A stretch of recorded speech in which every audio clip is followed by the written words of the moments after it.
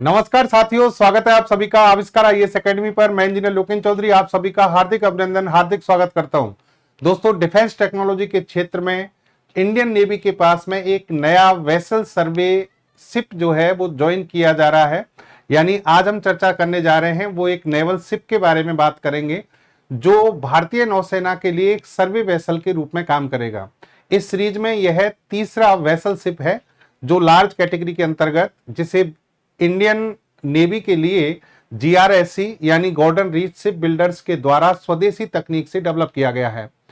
आप लगातार इस पर हमारे सेशन आते जा रहे हैं कि भारतीय सेनाओं के लिए डीआरडीओ और डीआरडीओ के समकक्ष या उसके सबऑर्डिनेशन में जो काम करने वाली बॉडीज हैं लगातार प्रयास करती जा रही हैं।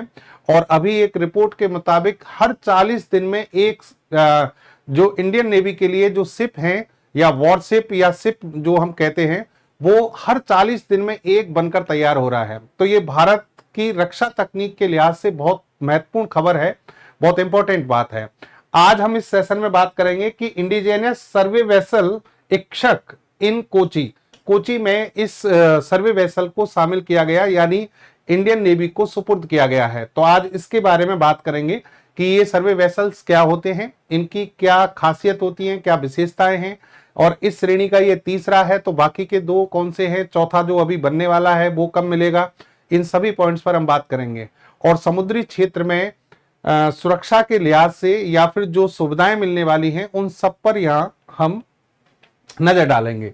तो देखिए खबर क्या है, Indian Navy to commission indigenous survey vessel Ikshak at Kochi, यानी कोची में 6 नवंबर की बात है। ये 6 नवंबर को इंडियन नेवी को कोची में इस सर्वे वेसल को सौंपा गया है। स्वदेशी तकनीक से आधारित है, कमीशन हो चुका है। हालांकि देखिए दो चीजें होती हैं, एक तो लॉन्च डेट, यानी जब ये बनकर तैयार की हो जाते हैं तो एक लॉन्च डेट निर्धारित की जाती है। फिर उसके 1-2 साल तक लगातार इनके परीक्षण चलते हैं और जब सारी कंडीशंस पर ये खरे उतरते हैं तो फिर इंडियन नेवी को ये कमीशन कर दिए जाते हैं, मतलब सौंप दिए जाते हैं। तो ये सौंपने की डेट है, मतलब आज से ये इंडियन नेवी के लिए इसने कार्य करना शुरू कर दिया है। Indian Navy to commission indigenously built INS Ikshak to boost hydrographic survey, यानी समुद्री क्षेत्र में या जलीय क्षेत्र में सर्वे के लिए यानी निरीक्षण के लिए इस शिप को बनाया गया है और ये कोची में इसको सुपुर्द कर दिया गया है। सभी अखबारों में ये सुर्खियों में है। आप यहां पर देखिए 6 नवंबर को नौसेना में शामिल होगा स्वदेशी सर्वेपोत इक्षक, समुद्र में बढ़ेगी भारत की ताकत। चलिए अब इसी चीज को आप यहां पर देखें कि ये पीआईबी के द्वारा सरकार के द्वारा इसे यहां पर हमारे लिए एक न्यूज दी गई। क्या दी गई? Indian Navy is poised to enhance its hydrographic survey capabilities with commissioning of Ikshak the third vessel of survey vessel large SBL class, यानी जो लार्ज एसबीएल क्लास है, लार्ज सर्वे जिसको आप vessel of survey vessel of survey कहते हैं, और large category में SBL category में उस क्लास में ये तीसरा है और इसे कमीशन किया गया हाइड्रोग्राफिक सर्वे के लिए। इसको भारतीय नौसेना को दिया गया और it is the first to be based at the southern naval command, यानी जो हमारी दक्षिण नेवल कमांड है उसके लिए ये पहला इस प्रकार का शिप है। The ship will be formally commission into service in presence of ADM Dinesh K Tripathi, chief of the naval staff, at the ceremony at Naval Base Kochi on 6 November 2025, यानी 2025 को 6 नवंबर को इसे यहां पर सौंप दिया गया। इसे डेवलप किसने किया है, इसे विकसित किसने किया है? जीआरएससी लिमिटेड कोलकाता, जिसका नाम है Garden Reach Shipbuilders and Engineers Limited. ठीक है, और यहां ये भी बता दें आपको कि 80% इसके जो पार्ट्स हैं, इसके जितने भी कंपोनेंट्स हैं वो सभी भारत की कंपनियों ने बनाए हैं। यानी ये आप पूर्णतः स्वदेशी तकनीक पर आधारित एक शिप मान सकते हैं और आत्मनिर्भर भारत के लिए ये इनिशिएटिव है, यानी आत्मनिर्भर भारत का एक अच्छा उदाहरण है। हमारे यहाँ की जो micro small and medium enterprises हैं, एमएसएमईज, उनका भी इसमें बहुत बड़ा योगदान रहा है। अब इस सर्वे जैसे ही आप यहां देख सकते हैं, ये शिप है, बहुत सुंदर से फोटो आपको दिख रहे होंगे इसके, और ये सुंदर सा दिख भी रहा है और सुंदर से काम भी करेगा।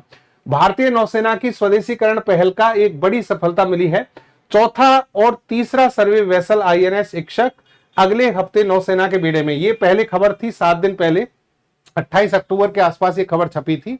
और अब ये 3400 टन वजन वाला 110 मीटर लंबा समुद्री जो जहाज है, अब वो भारतीय सेना को दे दिया गया है। यहां आपको बता दें कि भारत में इस टाइप के जो शिप है, इस टाइप के जो जहाज हैं बनाने के लिए गॉर्डन रीच शिप बिल्डर्स यानी GRSC के द्वारा एक क्लास यानी एक श्रेणी विकसित की गई, जिसका नाम है संधायक। संधायक श्रेणी यानी संधायक क्लास के 4 लार्ज सर्वे वेसल्स बनाए जाने थे, जिनमें से 3 बन चुके हैं, चौथा भी बनकर तैयार है, लॉन्च हो चुका है, लेकिन उसको कमीशन किया जाना अभी बाकी है। INS इक्षक का बेड़े में शामिल होना भारत की समुद्री निगरानी, डेटा कलेक्शन और नेविगेशन चार्टिंग क्षमताओं को कई गुना बढ़ा देता है।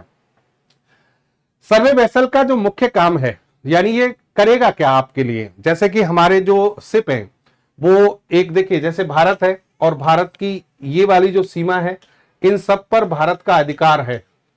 200 नॉटिकल मील तक भारत का अधिकार होता है, जहां पर पूर्णतः भारत सब कुछ कर सकता है। फिर इसके अलावा दूसरी जगहों पर भी हम क्या करते हैं, अपना नजर रखते हैं, अपनी यहां पर यात्राएं करते हैं। तो जब इन जगहों पर यात्राएं, समुद्र में डीप ओशियन जिसको हम कह रहे हैं, गहरे समुद्र में जब हमारे जहाज जाते हैं, तो उन पर नजर रखना, या फिर हम कह सकते हैं कि यहां पर कोई भी गतिविधियां हो रही है उन सभी को नेविगेट करना, उन पर नजर रखना, उसके लिए अलग से सर्वे शिप बनाए जाते हैं, जिनको सर्वे वेसल शिप कहते हैं, उसी कैटेगरी में है। इसका जो मुख्य काम है, समुद्र की गहराई, समुद्र तल की टोपोग्राफी और नेविगेशनल मार्ग का सटीक डेटा एकत्रित करना है। यानी ये सारे कार्य इस जहाज की मदद से किए जाएंगे। यह डेटा सुरक्षित समुद्री यात्रा और नौसेना के ऑपरेशंस के लिए बेहद जरूरी है। नौसेना जब भी कोई ऑपरेशन करेगी तो उसको रास्तों का पता होना चाहिए, कौन सी जगह पर किस तरीके से डेटा, मतलब जानकारी जो है, नेविगेशन जो फैसिलिटी है, वो सब होनी चाहिए, और ये जहाज उस समय सपोर्ट करते हैं। INS Ikshak advance sensor, multi beam, echo sounders और अत्याधुनिक ऑटोमेटेड डेटा प्रोसेसिंग सिस्टम से लैस है। इसका डिजाइन और निर्माण पूरी तरह से भारत में हुआ है, लागत कम हुई है और स्थानीय रक्षा उद्योग को बड़ा सपोर्ट मिला है। यह जहाज हिंद महासागर क्षेत्र में भारत की नेविगेशनल सुरक्षा और क्षेत्रीय स्थिरता में महत्वपूर्ण भूमिका निभाता है। तो यानी देखिए, इसमें एडवांस टेक्नोलॉजी, एडवांस सेंसर्स हैं, इसमें इको साउंडर्स हैं, ठीक है, और जितने भी अति आधुनिक ऑटोमेटेड डेटा प्रोसेसिंग सिस्टम हैं, उन सबकी सहायता से ये नेविगेशनल सिस्टम और जानकारी से संबंधित जो सूचनाएं हैं वो सभी आपको उपलब्ध कराने में सक्षम होगा। ये लगभग जैसा कि कहा गया 110 मीटर लंबा, 16 मीटर चौड़ा जहाज है, 3400 टन इसका वजन है। जहाज एडवांस हाइड्रोग्राफिक सर्वे के लिए विशेष रूप से डिजाइन किया गया है। ट्रैकिंग, डाइविंग सपोर्ट और सर्च एंड रेस्क्यू ऑपरेशन को सपोर्ट करने के लिए हाईटेक डिवाइस लगाए गए हैं। यानी इसमें सर्च एंड रेस्क्यू, मतलब कभी जब ऐसी स्थिति बनती है, किसी कोई दुर्घटना हो जाए तो वहां पर सर्च करना, बचाव कार्य करना, ट्रैकिंग करना, ये सारे कार्य इस जहाज की सहायता से आसानी से किए जाएंगे। और इस रेंज में, जिस रेंज के लिए इसको बनाया गया है, यानी जहां पर ये टोही और एसएआर का मतलब खोज एवं बचाव क्षमताएं, वो उसमें यहां इस जहाज का उपयोग किया जाएगा।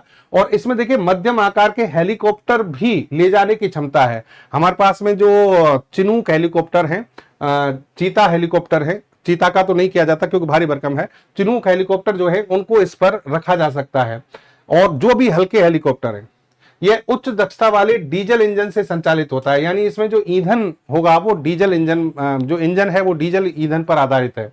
इसे लंबी दूरी तक सर्वेक्षण मिशन के लिए बनाया गया है। यह जहाज नौवहन चार्ट, इलेक्ट्रॉनिक नेविगेशनल चार्ट और तटीय क्षेत्रों को सटीक डेटा प्रदान करता है।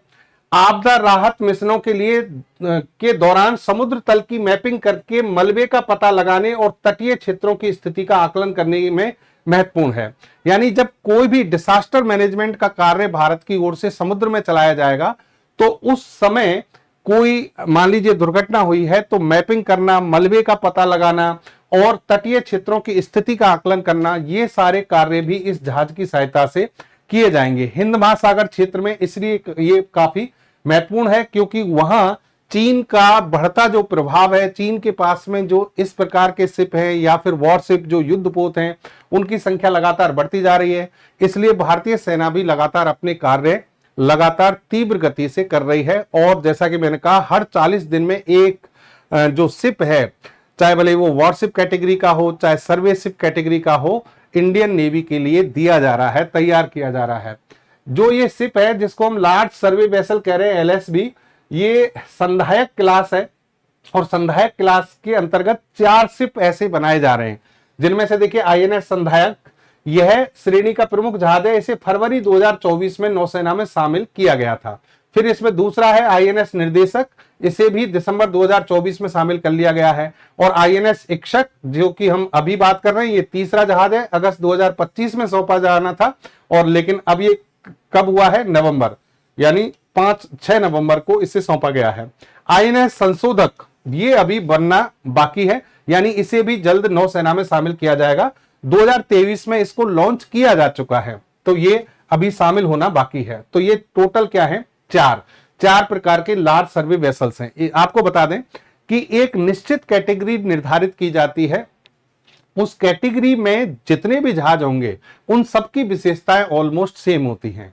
यानी जो इक्षक, जो आपका अभी जो जहाज जो आपको ये दिख रहा है, ये संधायक क्लास का है। और संधायक क्लास के जो जहाज हैं उनकी जो विशेषताएं हैं वो इनमें भी होंगी। जैसे कि स्पीड कितनी है? 30 किलोमीटर प्रति घंटा। कहां तक जा सकता है? 11,000 किलोमीटर की रेंज तक जा सकता है। 2 डीजल इंजन इसमें लगेंगे। वजन कितना है? 3400 टन। देखिए ये संधायक में है, 3400 टन ही किसका? इक्षक का है। 3400 टन ही किसका होगा? निर्देशक का। क्योंकि क्लास एक है, एक क्लास मतलब एक जैसे फीचर होंगे, और लेकिन उनकी तैनाती अलग अलग जगह पर की जाएगी। किसी को कोची तट पर लगा रहे हैं, किसी को विशाखापट्टनम तट पर लगा रहे हैं। इसमें 18 अधिकारी और 160 नौसैनिक इस पे आसानी से रह सकते हैं। यानी इस पर कार्य करने की जो क्षमता है, यानी इसकी कि भाई कितने लोग इस पर रह सकते हैं, इतने लोग जो हैं लगभग 200 के आसपास, मान लीजिए 200 पौने 200 लोग इस पर रह सकते हैं। ये हमारे नौसैनिक होंगे, यहाँ पर ये अधिकारी रेंज के लोग होंगे। ठीक है। INS निर्देशक जो है वो भी GRSE के द्वारा डेवलप किया गया है। सेम फीचर्स जो है निर्देशक में है।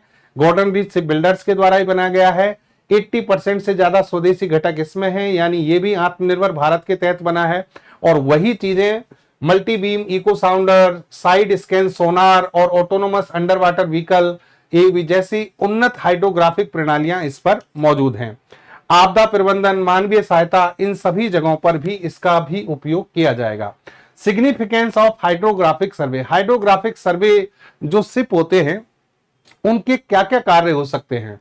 तो देखिए इसमें फैसिलिटेट रिसोर्सेज एक्सप्लोरेशन, मतलब जो समुद्र में जो संसाधन है उनका एक्सप्लोइटेशन करना। फिर promote coastal tourism, coastal tourism को बढ़ावा देना।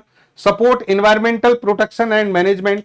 आप अगर हाइड्रोग्राफिक सर्वे करके रखते हैं इन वेसल्स की सहायता से, इन जहाजों की सहायता से, तो आपको इन सभी कार्यों में मदद मिल सकती है। Assist in maritime boundary delimitation. ठीक है। contribute to the metal marine spatial data infrastructure. तो कहने का मतलब, और इसी प्रकार देखिए सुनामी, फूड, फ्लड, इन सभी की जानकारी आपको पहले से मिल जाएगी। इनसे बचाव कार्य किए जा सकते हैं। बचाव, आपदा प्रबंधन का क्षेत्र जो है वो इससे मजबूत किया जा सकता है। INS संशोधक जो है ये सर्वेक्षण पोत है उसी प्रकार का, और 2025 में नौसेना में शामिल किया जाएगा। अभी इसको शामिल नहीं किया गया है। ये लास्ट आपका वेसल सर्वे है, यानी VSL कैटेगरी का ये लास्ट आपका पोत है, जहाज है, जिसको अभी शामिल किया जाना है। तो ये थी दोस्तों जो इक्षक है, INS इक्षक, वो भारतीय नौसेना में जो शामिल किया गया है उसके बारे में संपूर्ण जानकारी।